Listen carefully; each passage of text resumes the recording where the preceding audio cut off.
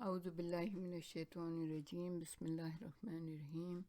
اللہم صلی علی محمد و آل محمد و اجل فرجہم۔ جہان علم سٹی آف نالج اکیڈمی سے آپ کی بیوی جان آپ سے مخاطب ہیں۔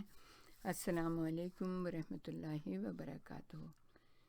8ویں امام علی رضا علیہ السلام کی احادیث کے بارے میں آپ کو بتا رہے تھے۔ 40 احادیث ہیں یہ، اور اس کے اب ہم اس پہ پہنچے ہیں کہ 17 نمبر کی حدیث امام کی کیا ہے۔ امام نے ارشاد فرمایا کہ فقیر اور امیر میں تفریق، فقیر اور امیر میں کیسے تفریق رکھنی ہے۔ آپ نے ارشاد فرمایا حدیث نمبر 17 میں کہ جو انسان کسی غریب مسلمان سے ملاقات کرے اور اسے اس طرح سے سلام نہ کرے جس طرح سے مالدار کو سلام کرتا ہے، تو وہ قیامت کے دن اللہ تعالیٰ سے غضب کے عالم میں ملاقات کرے گا۔ اللہ اکبر۔ یعنی کہ آپ نے ارشاد فرمایا کہ جیسے کہ اس کا مطلب یہ ہے کہ کسی کی تعظیم اور تکریم کا معیار جو ہے مال و دولت نہیں ہے، بلکہ اس کی شخصیت ہے۔ اس لیے فقیر اور امیر میں تفریق کی سخت مذمت کی گئی ہے، اور ان کے ساتھ یکساں رویے کی روایات میں بہت زیادہ تاکید ہے۔ یعنی کہ آپ کسی کو دیکھتے ہیں کہ مجلس میں بھی آتے ہیں لوگ، جیسے کہ ایک دوسرے محفلوں میں شریک ہوتے ہیں، تو ایک بیچارہ ہے، اس کا لباس ایسا ہے، یا وہ خاموش بیٹھا ہوا ہے، یا اس کے حالات آپ کو پتہ ہیں کیسے صحیح نہیں ہیں، تو آپ اس سے اس طرح سے نہیں ملتے۔ اور جو کوئی ظاہر ہے کہ بہت ویل آف ہوتا ہے اور بہت چہچہارا ہوتا ہے محفل میں، تو آپ کا انداز ہی بدل جاتا ہے اس سے ملنے کا۔ تو امام نے کہا کہ اگر تم ایسے تفریق کرو گے تو پھر قیامت کے دن اللہ تعالیٰ سے جب ملاقات کرو گے تو اللہ تعالیٰ غضب کی نظر سے دیکھے گا، یعنی کہ تم نے میرے بندوں کے درمیان تفریق کی۔ اور اللہ تعالیٰ اس بات سے ہم سب کو بچائے، کیونکہ وہ ٹون ہی بدل جاتی ہے، وہ انداز ہی بدل جاتا ہے، وہ ملنے جلنے کا طریقہ ہی بدل جاتا ہے۔ اگر کوئی عام حیثیت کا مالک ہو اور کوئی بہت بڑی حیثیت کا مالک ہو، تو ہم لوگوں کا انداز تو وہ اللہ تعالیٰ سے پناہ مانگتے ہیں اس چیز کے بارے میں کہ اللہ تعالیٰ بس یہ تو ہمیں ہدایت دے اس قسم کی کہ تیرے بندوں میں تفریق نہ کریں۔ عزت کا معیار جو ہے وہ مال و دولت نہیں ہے، ٹھیک ہے، عزت کا معیار جو ہے وہ علم ہے اور تقویٰ ہے، لیکن جہاں تک مال و دولت ہے اس کے بارے میں انسانوں میں کوئی تفریق نہیں ہونی چاہیے۔ تو اللہ تعالیٰ ہمیں اس سے پناہ دے۔ پھر کہا کہ مومن کی پریشانی کو دور کرنا۔ امام ارشاد فرماتے ہیں جو کسی مومن کی پریشانی کو دور کرے گا، اللہ تعالیٰ قیامت کے دن اس کے دل سے پریشانی کو دور کر دے گا۔ سبحان اللہ، کتنا بڑا اجر و ثواب ہے اس کا مطلب کیا ہے کہ کسی کی مشکل کو اور پریشانی کو دور کرنے کا اتنا بڑا اجر و ثواب ہے۔ دیکھیں جب کوئی انسان پریشان ہوتا ہے نا، ضروری نہیں ہے کہ وہ آپ سے پیسہ ہی مانگ رہے، ضروری نہیں ہے کہ وہ آپ سے جو ہے نا جو ہے آپ کی مدد کبھی کبھی لوگ اتنے پریشان ہوتے ہیں کہ وہ چاہتے ہیں کہ اپنے دل کی بات آپ سے کہہ دیں، اور ان کو یقین ہوتا ہے کہ آپ ان کی بات کسی سے نہیں کہیں گے۔ لیکن ہمارا کیا ہوتا ہے، اگر کوئی ہم سے کوئی بات کرے تو ہم فوراً جو ہے نا فون اٹھا کے دوسروں 4 لوگوں تک بتا دیتے ہیں۔ نہیں، ایسا نہیں کرنا چاہیے نا، پریشانی کو دور کریں، ان کو اچھا مشورہ دیں۔ اگر کوئی آپ سے مشورہ لے رہا ہے تو آپ ان کو رائٹ مشورہ دیں، ان کو اللہ کے اوپر کہیں کہ اللہ کے اوپر توکل رکھو۔ اگر کوئی پریشان حال ہے اور اس کے حالات درست نہیں ہو رہے تو اور کچھ نہیں، تو آپ صرف یہی کہہ سکتے ہیں کہ اللہ پہ یقین رکھو، انشاءاللہ اللہ تعالیٰ تمہارے سارے حالات درست کر دے گا۔ بہت تھوڑے دن کی بات ہے، آزمائشیں آتی ہیں، پریشانیاں آتی ہیں، لیکن اللہ تعالیٰ جو ہے نا آزمائشوں سے ایسے نکال دیتے ہیں جیسے جناب موسیٰ کی قوم کو نکالا۔ آپ دیکھیں کیسے دریا کو پھاڑا اور قوم کو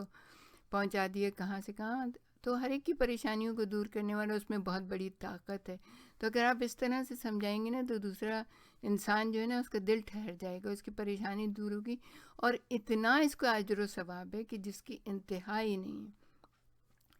کیا اجر و ثواب رکھا امام نے، کیا بتایا کہ قیامت کے دن جہاں پہ کوئی کسی کا نہیں ہوگا، ماں باپ، بہن، بھائی، اولاد سب ایک دوسرے سے بھاگ رہے ہوں گے، کیونکہ ہر ایک کو اپنی پڑی ہوگی نا کہ پتہ نہیں میرے نامہ اعمال میں کوئی ایسی چیز نہ نکل آئے کہ مجھے جو ہے نا اللہ تعالیٰ کی سزا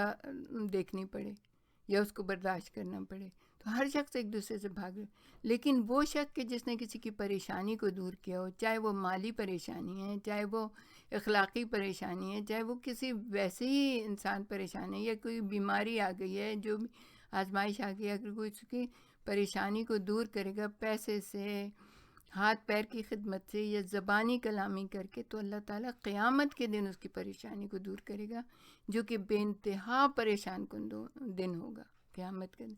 تو اس لیے ہمیں چاہیے کہ ہم بندہ مومن کی اور ہر ایک کی پریشانی اگر کوئی ہمیں بتاتا ہے یا ہمیں کسی ذریعے سے پتہ چل جاتا ہے کہ فلاں شخص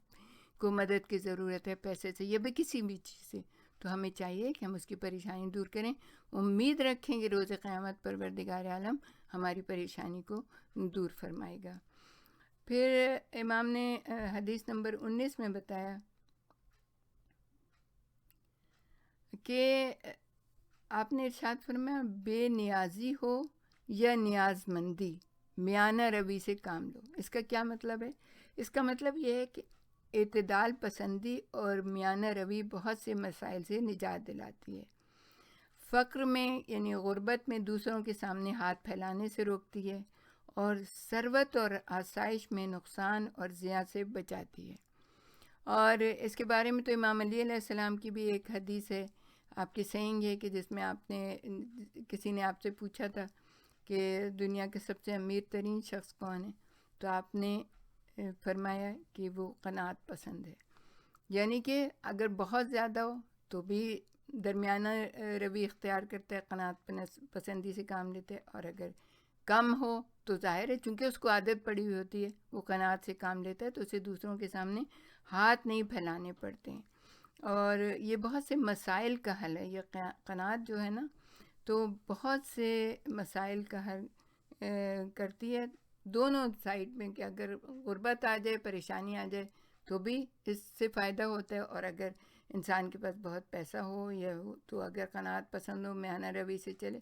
تو اگر کوئی مسئلہ آ جاتا ہے تو اس کا بہت ہی آسانی سے وہ حل نکال سکتا ہے۔